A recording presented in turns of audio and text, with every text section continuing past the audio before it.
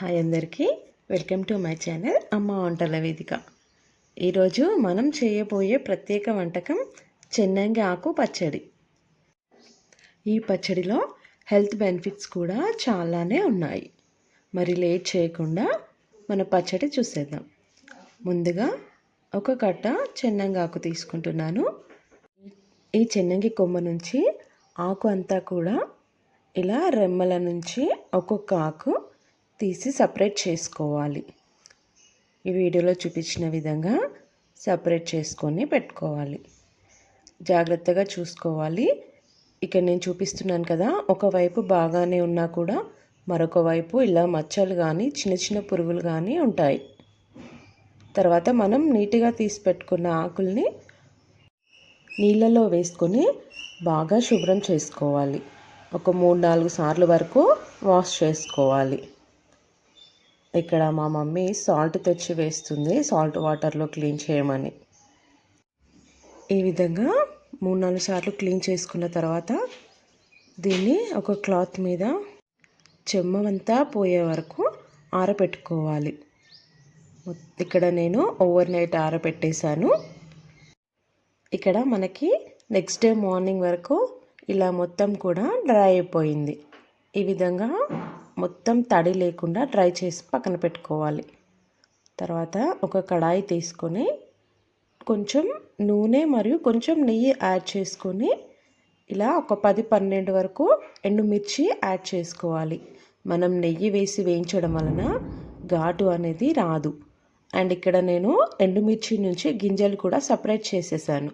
అలా చేయడం వలన మనకి ఘాటు రాకుండా ఉంటుంది. కొంచెం వేగిన తర్వాత మనం సపరేట్ చేసి పెట్టుకున్న గింజల్ని కూడా వేయించుకోవాలి. ఇలా గింజలు తీయడం వల్ల మనకు టేస్ట్ కూడా కొంచెం డిఫరెంట్గా చాలా బాగుంటుంది. మాడిపోకుండా లో ఫ్లేమ్లో పెట్టి ఫ్రై చేసుకొని ఒక గిన్నెలోకి ట్రాన్స్ఫర్ చేసుకోండి. తర్వాత మరికొంత ఆయిల్ తీసుకొని ఇప్పుడు దీనిలోకి మనం కొంచెం పసుపు యాడ్ చేసుకుందాం. తర్వాత ఇందాక మనం డ్రై చేసి పెట్టుకున్న చెన్నంగి ఆకు మొత్తాన్ని కూడా దీనిలో యాడ్ చేసుకోవాలి.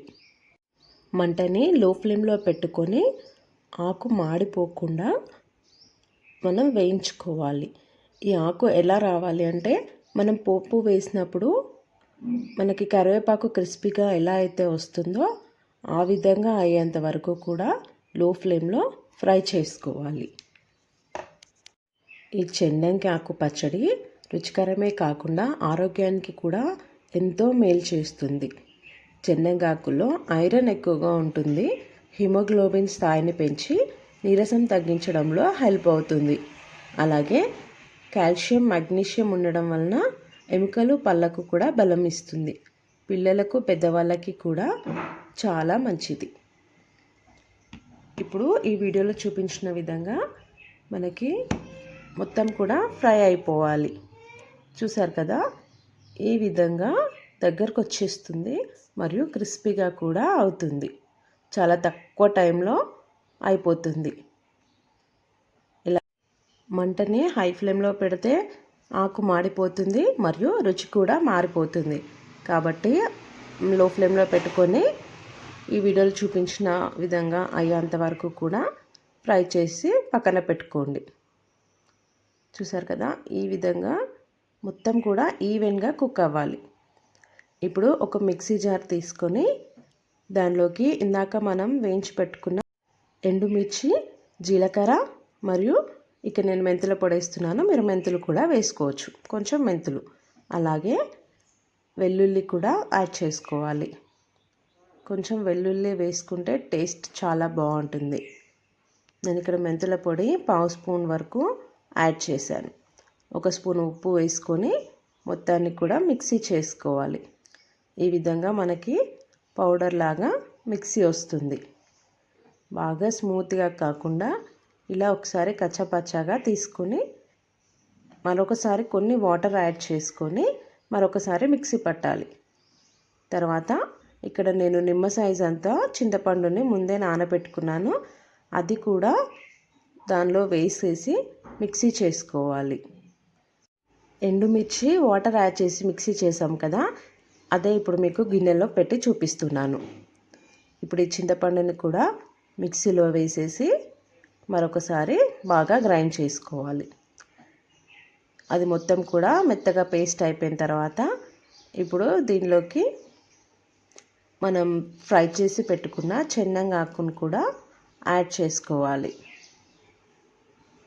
ఈ చెన్నంగాకు చిన్నపిల్లలకి కూడా పెట్టవచ్చు, జలుబు దగ్గు కూడా తగ్గిపోతుంది. తర్వాత చెన్నంగాకును యాడ్ చేసుకున్న తర్వాత కలర్ మొత్తం కూడా చేంజ్ అయిపోతుంది.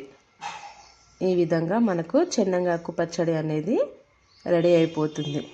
చూసారు కదా, రెడ్ కలర్ నుంచి గ్రీన్ కలర్కి టర్న్ అవుట్ అయిపోయింది. చెన్నంగాకు పచ్చడి వేడి వేడి అన్నం నెయ్యితో తింటే రుచి చాలా టేస్టీగా ఉంటుంది అండ్ హెల్త్కి కూడా చాలా మంచిది. కాబట్టి మీరందరూ కూడా ఒకసారి ట్రై చేసి ఎలా ఉందో చెప్పండి.